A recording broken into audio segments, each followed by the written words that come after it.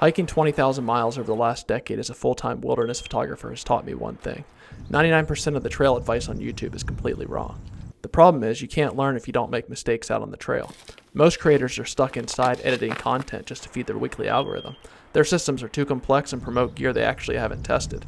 After 2 decades of living out of a tent, here's my biggest piece of advice. Cut everything. Cut body fat, cut stuff sacks, cut carbs, cut cold weather gear, and cut gear choices. Let's dive in and I'll teach you how. So the first thing that has helped me more than anything else, and you guys will think this is hard, but I'm going to give you some tips to get there, is to get to 10% body fat. Now, if you're a woman, this might be slightly higher, but a really good, easy way to see if you're approximately 10% body fat is if you have six-pack abs or not. Now, this isn't something that you're just doing for vanity. It helps with that, but the reason you're doing it is because when your body has a bunch of extra fat on it, not only do you have to carry that around, but you have to supply blood and oxygen to all those different parts of your body that you wouldn't have to otherwise.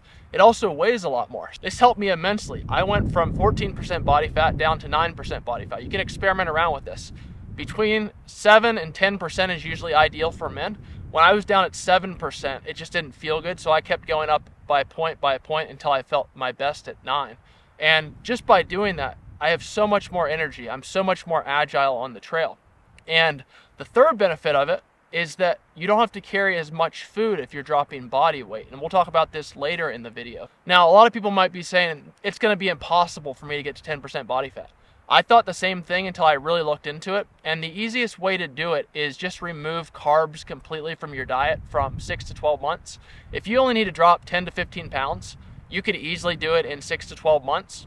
The way you can do it is you target your ideal body weight. So for me, that's 175 pounds. You want to eat 175 grams of protein or more per day. And then you want to eat energy. And you only have one energy source here because you're not eating carbs. Fat and carbs are your energy. Protein is your amino acid that builds muscle. So if you only have one energy source, you want to target that at 175 grams or less per day. So if you don't eat carbs for 6 to 12 months, it's very easy. And by not eating carbs, your body will automatically always burn fat. And if it doesn't have fat from food, it'll burn it off of your body. So you become fat adapted, and the fat will just disappear off your body. And eating that much protein, if you do some weightlifting, even once or twice a week, this will greatly help it.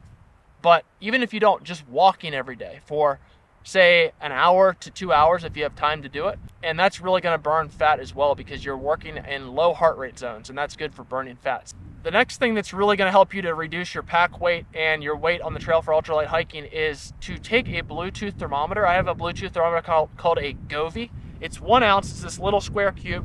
You can just keep it in your pack and it Bluetooths to your phone. And then you can take out your gear for every ideal scenario and see what the minimum temperature was at night. The hard thing about getting weather reports is you don't actually know what the temperature was when you were on the trail.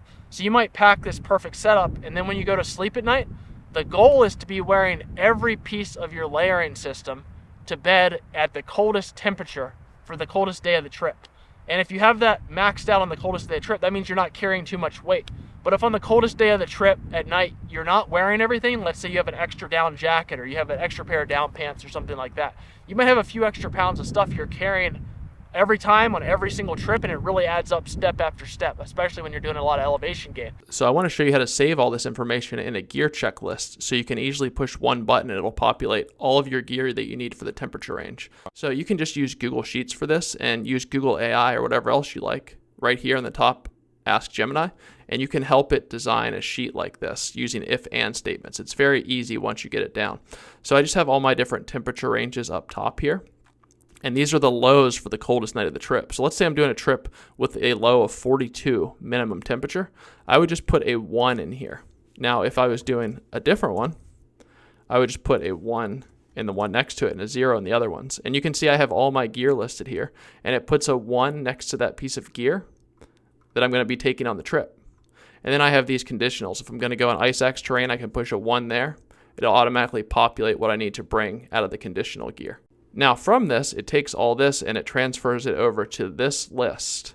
This list has the weight of each piece of my gear, and then it shows me if the checkbox is green, if I need to take it on that trip. So when I get ready to pack, all I do is I first type in the minimum low, and then it automatically populates all the gear I need for that trip, so I don't have to remember it trip to trip, and I don't make mistakes, and I never pack extra weight. The next thing that goes along with that is if you wear your hiking clothes to sleep at night as part of your layering system, it's very helpful. So I have a wool hiking shirt that has a hood.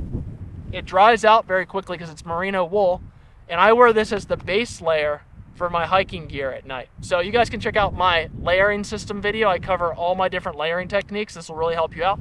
And then for underwear, I wear merino wool underwear. I will wear those for my base layer at night as well. And then unless it gets down really cold, I just wear a pair of wind pants over these merino wool underwear at night.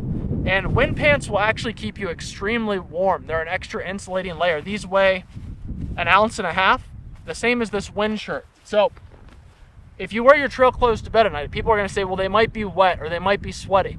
Whenever you get to camp, unless they're soaked from a pouring down rain day, just put all your layers on, and your body heat plus the warmth of all your layers will quickly dry your base layers of your hiking system for on the trail, and then you'll be all set to go. Now, if you're in a situation where it's pouring rain all day, very likely that if it's pouring rain all day, there's cloud cover, and that's actually not going to be the coldest night of your trip. Because when it's clear out, or even like this, it's usually a lot colder, but when you have cloud cover and rain, the temperature usually warms up because all that cloud cover is insulation layer, and it actually provides insulation through reflectivity down back to where you are. You can also pick good camp spots. If you pick camp spots out of wind, if you pick camp spots that are under trees, if you pick camp spots anywhere that's insulated and kept away from the wind, it'll keep you a lot warmer. This is really going to help you save a lot of weight when hiking, is to weigh every single piece of your hiking equipment and put it in a spreadsheet. Now, a lot of hikers like to use the website Lighter Pack for this. I find that website to be completely garbage because you can't manage what you need for specific conditions. So what I like to do is I first want to take each piece of my gear and I want to weigh it out. And then I'll put that in this weight column. And then when I weigh it out, I'll determine if it's on or off over here in the quantity column, and that will automatically be done from this. Now, you'll need to do some research on this. Maybe I'll sell this version of the spreadsheet in the future. You guys let me know in the comments if you would like to buy something like this for pretty cheap, save you all that time. It did take me a long time to design it. That's why I say that. So whenever I have this, it just adds it up in the total packed weight column automatically for me. And all you need to do this is a little weighing scale for food and then a hanging weighing scale as well. So I like to put mine into different areas. And these are the areas that I pack all at once. So it makes it super easy when I'm coming down through this to pack in a system and a direction that I know I have everything for the trip. And then list it out in a spreadsheet and then start to go through the pieces of equipment and itemize them. Say, do I really need this? I can cut 2 ounces here. I can cut 2 ounces there. And if you cut a bunch of 1 or 2 ounce things from your kit, you'll realize you have a whole lot of them. And you can really reduce your pack weight by pounds just by doing this. The next thing, which a lot of people are probably not going to like, is do not use stuff sacks in your system for your backpack. I only use 2 so-called stuff sacks. One is for my daily food. This is just a Ultralight bag. It just zips on the top. You could also just use a gallon Ziploc bag. This is about 1 ounce heavier than a gallon Ziploc bag. I just like it way more. And the other stuff sack I use is for all my food for the trip. So I have my food going vertically right here. I'll just stuff my sleeping bag around that. And then I take my down jackets or my fleece or whatever else and just stuff it in any holes. So you want your pack to be extremely well filled out. And you don't have stuff sacks, so it's really easy to do that.